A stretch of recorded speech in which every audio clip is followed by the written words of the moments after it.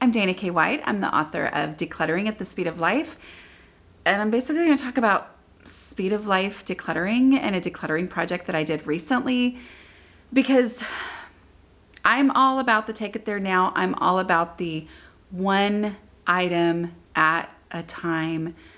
Deal with that one item all the way, and that is how you deal with an overwhelming mess. I had a limited amount of time, not a huge amount of time, just we were going to be leaving somewhere in the afternoon. I had gotten done the work that I could do outside, and it had been raining, and so I couldn't do all the things I wanted to do. And I was like, I really want to work in my garage. But I went out to my garage, and even though it's so much better than it had been, when I started to think, oh, okay, I bet you that box that I want to go through is right. Oh my goodness. How do I even, there's stuff on top of it. And I started to feel completely overwhelmed. That feeling, combined with not having a huge amount of time, made me think, is it worth it? And I thought, no, Dana, you wrote the books, Dana, come on. I am going to deal with one item at a time. One item at a time. Because that's what I teach, and that's what I know works. I teach it because I know it works. Okay, so what does that mean? Well, it means that I don't start digging and sorting and making piles and pulling things out and trying to, well, if I can see everything at once, then I'll have a better idea. That doesn't work for me. That ends up with a huge, overwhelming mess to deal with later. And that's how I end up never making progress, because then I just shove it all back because life happens and I can't, finish that. And I knew I didn't have a lot of time. So instead, I looked at this overwhelming mess in my garage and I said, I'm going to deal with a box. I'm going to deal with whatever things I can deal with out of a box. I'm not going to worry about whether I finish it or not. I'm just going to start going through the box one item at a time. So here we go. What did that look like? Well, spoiler alert, I went from fuller than this, because I took this about halfway through, to this in 50 minutes. So in less than an hour, I dealt with an overwhelming box.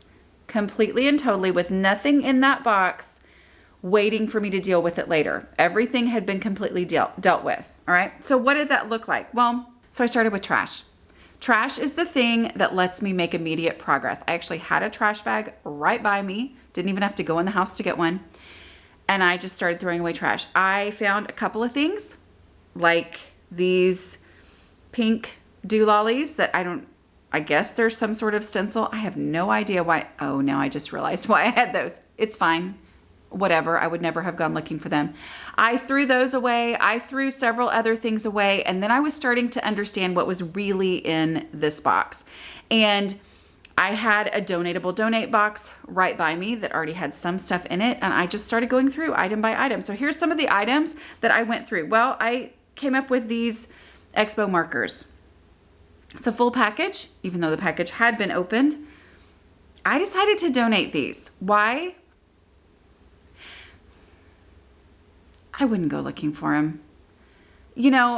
Those used to be in our school supply stuff, and yet my kids I basically have one left with one more year where she'll even, get any kind of a list of school supplies anyway.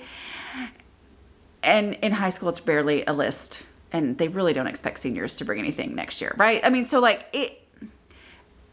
We've been fine. Never even crossed my mind that we might still have some in a box in the garage when we actually got ready for school this year for her next to last year of school. So I just was like, I don't need that. I decided that those things of Velcro,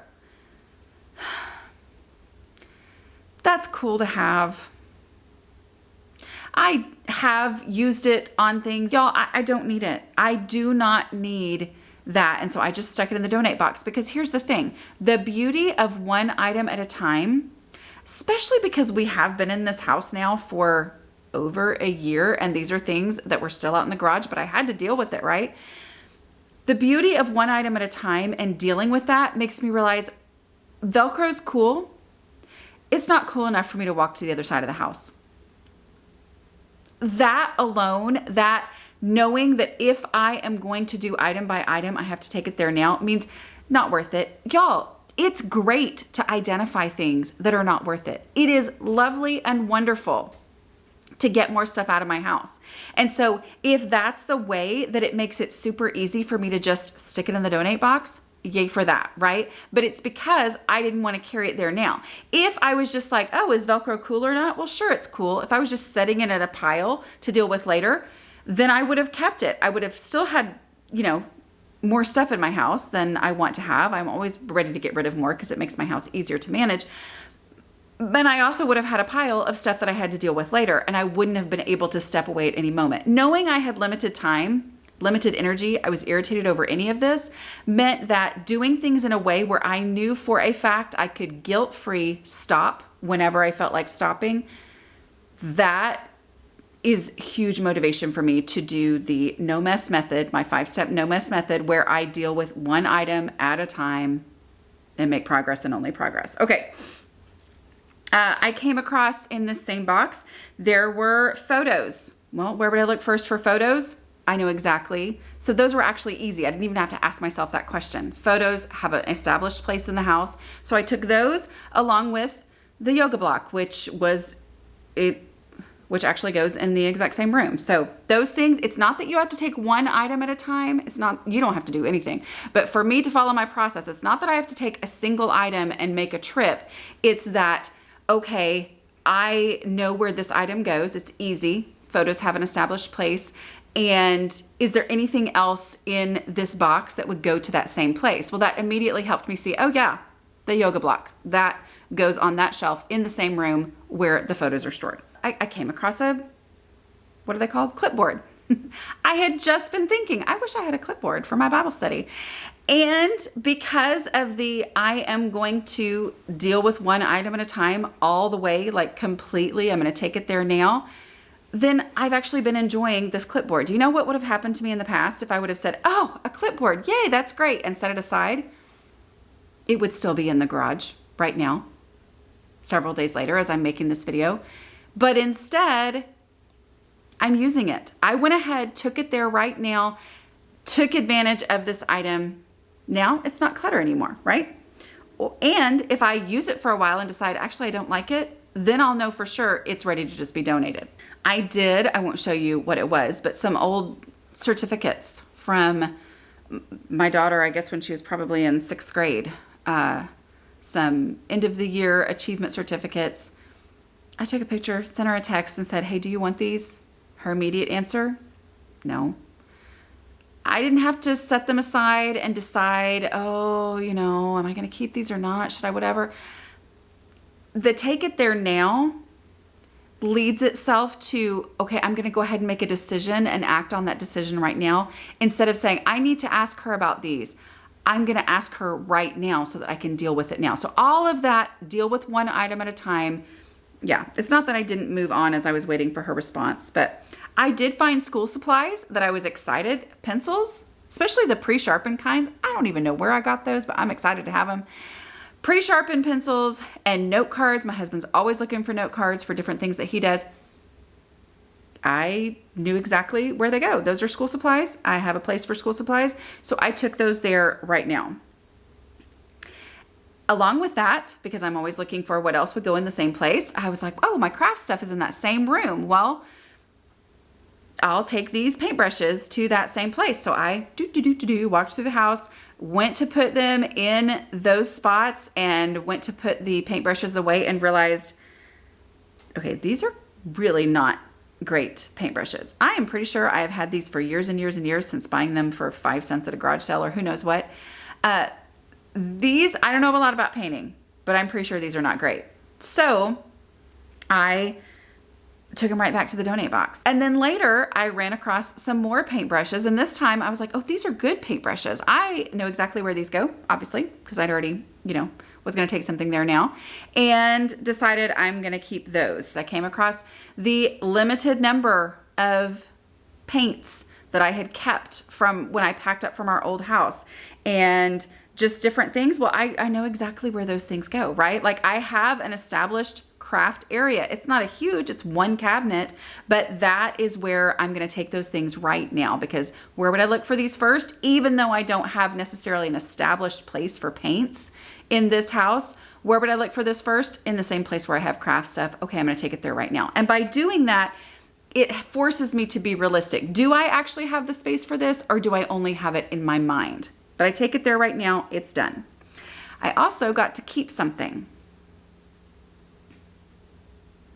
I got to keep something that if I was only analyzing the value of something being in my home, whether or not something deserves, to be here, and do I love it, and how do I feel about it, and will I ever use it, I probably wouldn't have been able to keep this. But when I'm going on, where would I look for this first? Would I actually look for it? Okay, those are my decluttering questions. And is there space for it in this place where I would look for it first? That's the container concept.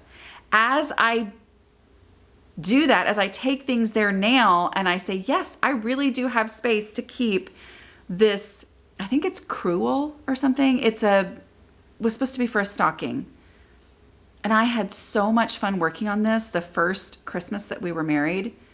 I had bought it thinking, why is Christmas stuff already on sale in November? Well, it's because anybody who actually knows how to do this stuff knows that you don't start in November on something like this to make a Christmas stocking, right?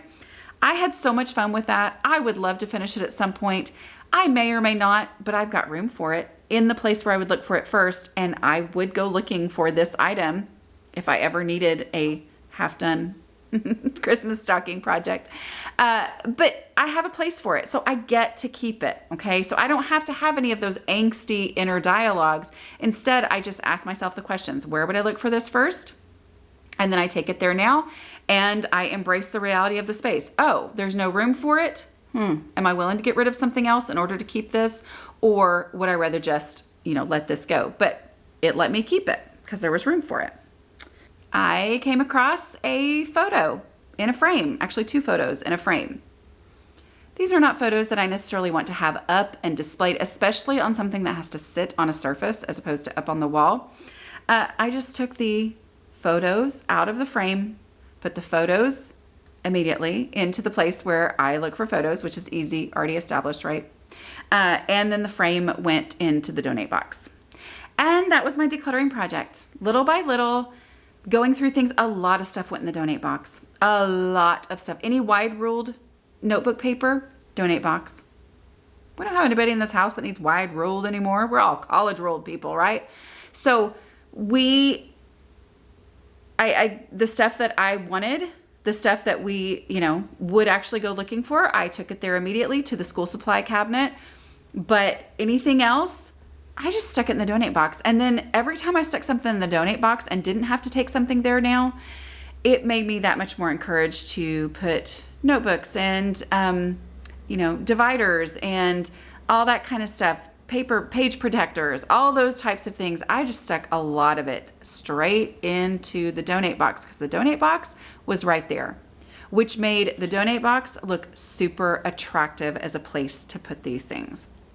And helped me be realistic. It's not that these things aren't good. These things are great. But needing to walk all the way across the house makes me realize, oh, wait, I've got one more year of a kid in school. I'm not going to need all of these. I'm going to go ahead and put these in the donate box. Let somebody else enjoy it, right? Okay, I hope that was helpful just to kind of see how this can be done. Y'all, I'm so excited to have an empty box out there. That's a big box and it's completely empty. It felt like when I looked that it was mostly odds and ends, kind of was more like school supplies, craft supplies, that kind of stuff, plus some odds and ends when I actually went through it.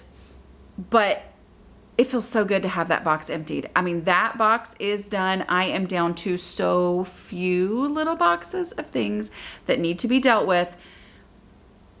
Still, things have, appeared on the piles. How do I work through the feeling of being overwhelmed? One item at a time.